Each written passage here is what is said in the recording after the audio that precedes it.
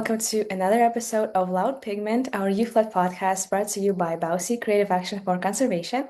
And today we have Elane, who is an amazing writer. She wrote several books. She has her own magazine, and she was also the poetry winner of the Bausi Ocean Awareness Contest. Hi, Elane. How are you doing today?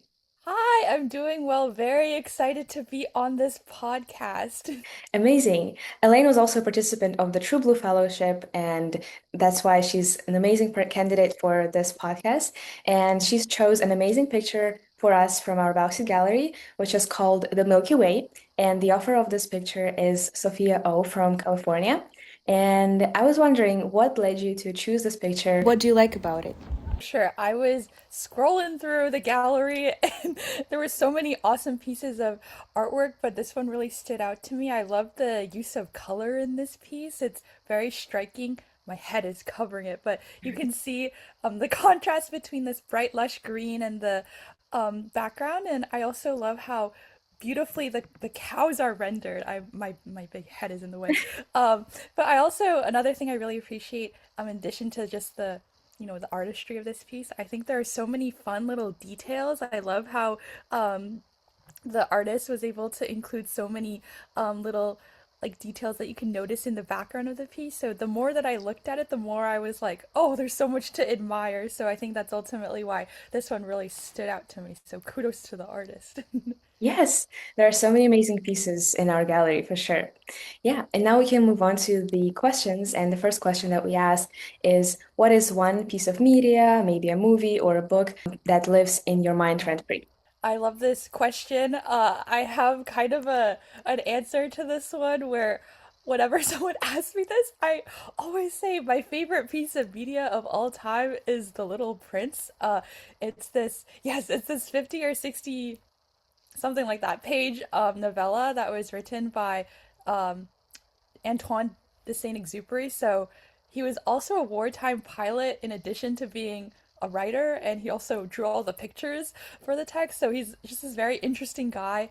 And it's a children's book, but it's also, I think, very appropriate for adults. I remember reading it first many years ago, and I find myself always returning to it time and time again. For some reason, I always like to read it when I'm on a plane. Maybe, maybe because he was a pilot. I don't know, something about it. And I feel that it reminds me a lot of like not only what it means to grow up, but also what it means to keep the parts of yourself that remind you of, I guess, like the joy and whimsy that you can only find as a child. So those are some reasons why I really like reading it. I read it as well, and I feel like there's so many amazing lessons that people of all ages can learn. And like you said, it's appropriate for any age. And yeah, that's a very timeless book for sure. I agree. And what is your favorite water animal and why? I love I love aquatic creatures. I think going to going to the aquarium is so fun. Right now, I would say my favorite water animal is the jellyfish. Uh, Specifically the immortal one. There's one that's immortal. And I guess rather than relating to it, I think I'm just very in awe of this creature and that we share the same planet as it. It's just crazy how there's so many interesting things in the water. Exactly. And yeah, and they're so different and so like so many different colors, and it Mm-hmm. almost feels like someone drew them. So it's crazy Mm-hmm. that nature did this. Yeah. Agree. What is one thing that makes you happy right now? I would say home, being home. Now, let's start from the beginning. Can you share how did your advocacy begin and what was the inspiration behind all these amazing projects that you did? So kind. Absolutely, absolutely. I think I've always been very interested in creative writing. I've always loved telling stories and writing poems, but I only started really getting into climate advocacy in middle school when I started studying chemistry with a local professor who taught me all about the science behind things like ocean acidification, just like all these things like coral reef bleaching, things like that. And that was sort of my catalyst as I started getting interested in what was going on, not just on a scientific level, but also like more societal level. And I became very invested in this because I realized how much of it is equally like a public health crisis and one that is actively damaging the wellness to people who live in areas that are disproportionately affected by these sorts of environmental issues. So I think that's what really led me to kind of get together a group of close friends to start Gaia Lit, or Gaia Literary Magazine. It was sort of my way of combining these interests that I've had all my life, my love for creative writing, and also just wanting to create change that could better people's well-being through the arts, and through science. So I think that's sort of where my passion for it started. That sounds amazing. I love how Bauseed kind of combines all these Mhm. interests together. And if you're someone who's also interested in this, you can definitely join Bauseed. And you were a part of the Bauseed True Blue Fellowship program. Can you share more about this experience and your own project? Yes, totally. First of all, it was an awesome experience. Basically, you're able to get mentored by these people who are so creative and have so many awesome ideas for you.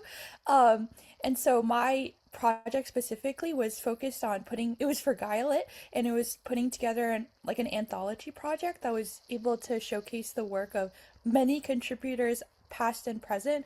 I remember we were able to kind of put together this virtual open mic that we posted on YouTube. We were able to grow our audience thanks to Bousy, and I just felt very inspired by just all this incredible art and writing that people were creating and sharing in response to their environments. And I felt that Gaia and being a part of this True Blue Fellowship was just an awesome experience because it taught me how powerfully science and the arts could work together, and also how amazing it is to be a part of a team that's very invested in the same issues that you are. And I think that the mentorship that I was offered was very, very helpful.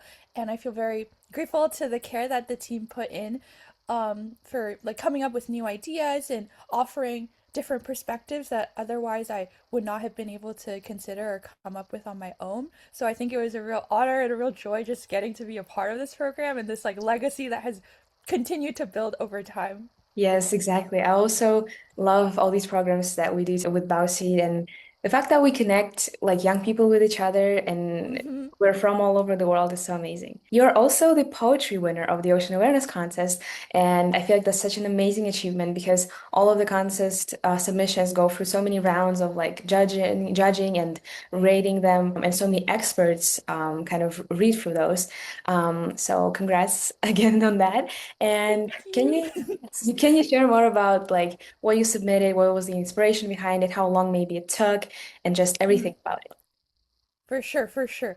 I think that that experience was the first time I ever got involved with Bowseat. So it was a couple years ago in 2020 when I first participated in the Ocean Awareness Contest.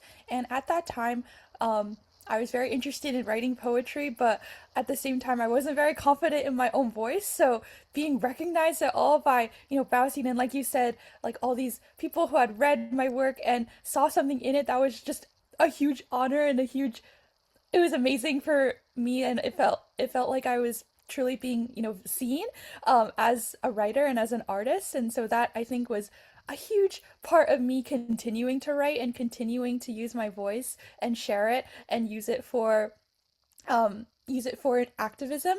And so I'm very, very grateful to Bousy for being one of the first like organizations and the first group of people to really make me feel heard as a writer. So that was just really awesome. And I remember in terms of the poem itself, remember I think it was a poem that was inspired by like my own upbringing because I live in the Bay Area in California, so being by the water has been something I've always taken for granted because it's always there.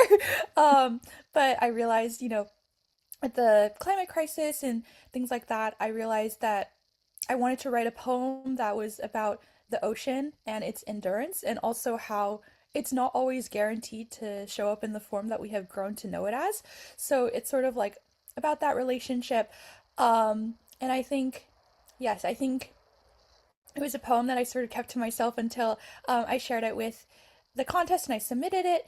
And after that, it was just a real surprise and also just a real joy of getting to see it in the gallery and seeing all the other amazing writing that people had shared as well. That was also just really fun for me getting to like scroll through and see what other people had also shared in response to the prompt.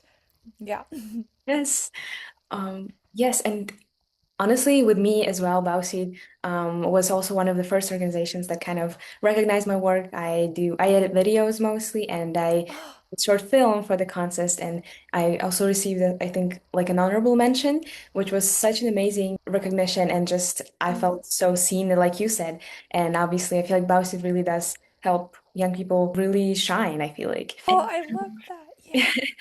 And yeah, and you said that obviously art plays an important role in your activism, but what role does art play in your personal life? Do you also like to Mm. write in your free time? And I also know you have the magazine and the books. Like, how would you say this transforms like, into your hobby, would you say? Yes, totally. I always like to think of writing as my one true favorite hobby of all time. I love creative writing. I love well, recently I've been writing a lot of poetry, but I've always loved writing, short stories as well. I think that fiction and poetry are how I am able to process, like my emotions and the events that are happening around me. I'm always sort of looking for or I'm always listening, I guess, for things that could be my next inspiration. So I have this really, really long Google Doc uh, in which I've collected like everything that I think is has ever been worth writing about. So sometimes my friend will say something very poetic in a conversation. I'll be like, "Wait, say that again, say that again." So I just really enjoy being able to be inspired by the things around me. I think it also teaches me to pay attention more carefully to my surroundings and just be inspired by, the beauty of the world around me. I get very inspired often just by taking a walk or just by even when I'm in lecture sometimes I'll hear something that an instructor said that is like strangely poetic and I write it down and I'm like this is gonna be in my next poem. So I think that yeah, art and writing have always really served as I don't know, I guess like guiding principles and wherever I go. You're studying neuroscience, which is like a science area, like a scientific area for sure. How do you kind of combine, studying science and also doing like creative work outside of that? For sure. I think, yes, very good question. I studied neuroscience at college, and I'm specifically on this track called mind-brain behavior.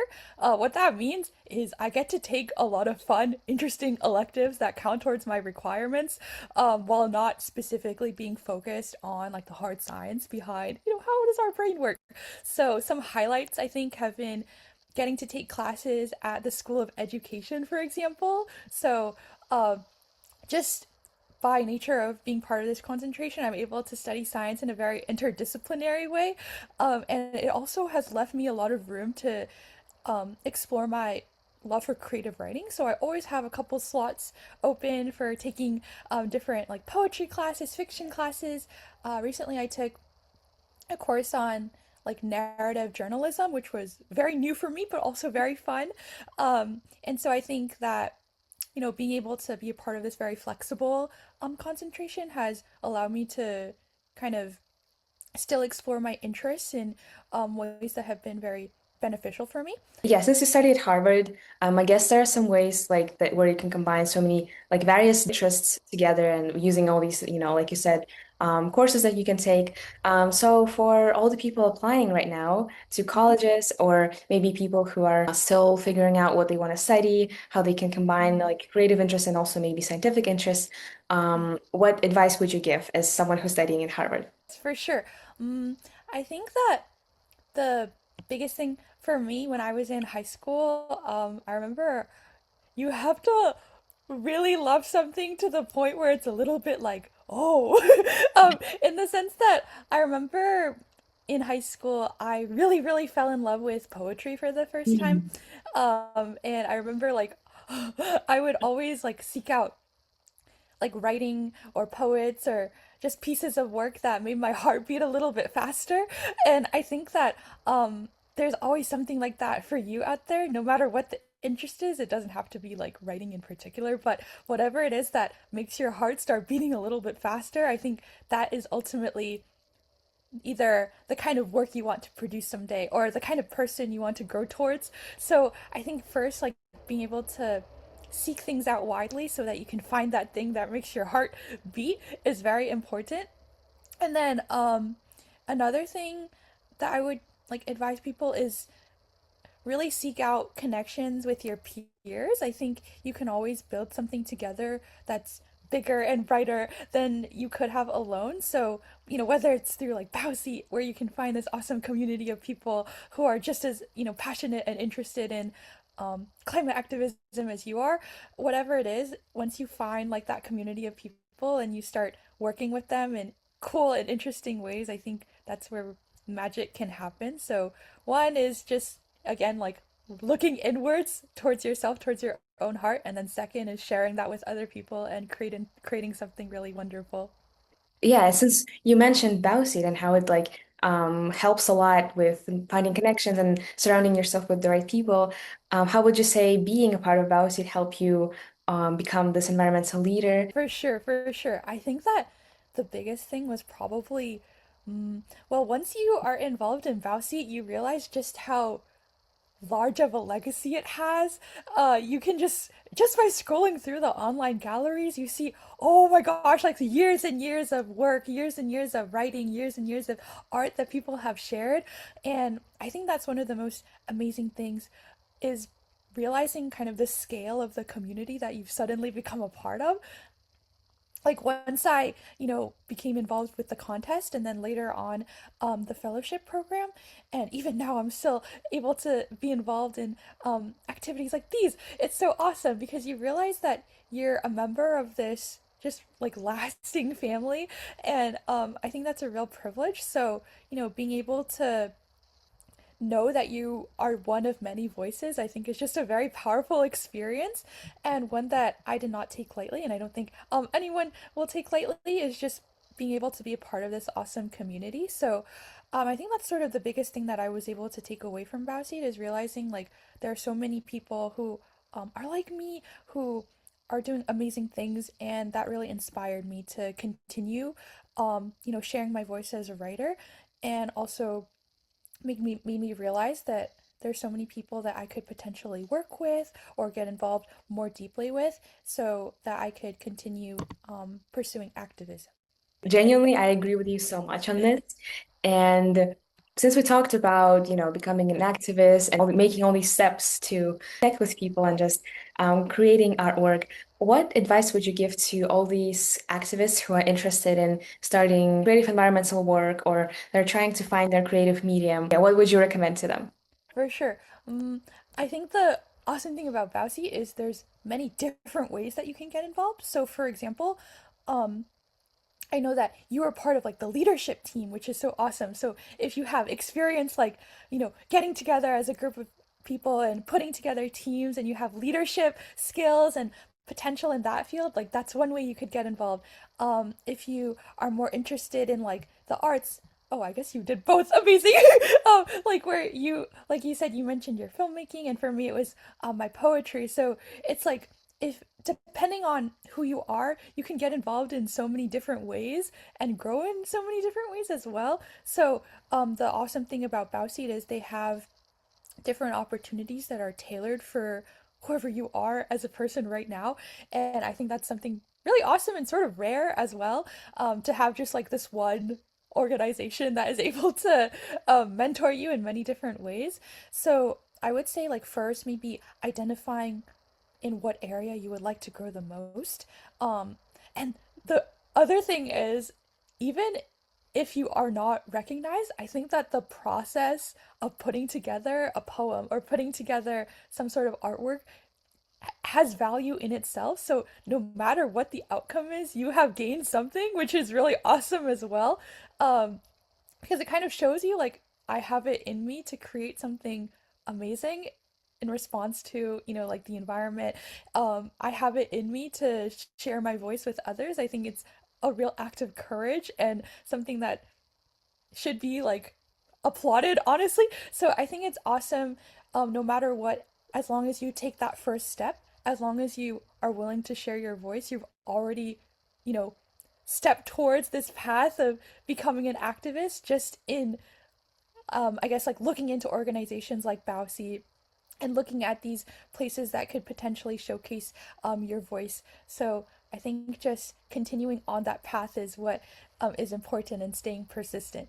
That sounded incredible. And I feel like this message means so much for all the young people who are listening to this. And yeah, for sure, just being persistent and trying to reach out to people, not being scared of reaching out to people and communicating with all of them. I was wondering, what are you up to now? Are you working on any projects similar to what you already have? In case someone watches this podcast episode, is there someone you'd like to work with, or you can like give a shout out to them if like invite them to collaborate with you as well? Yeah.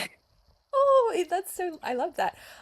So what I'm up to right now, I just got back. I was doing some research on campus, and I'm finally back home for a little bit before moving.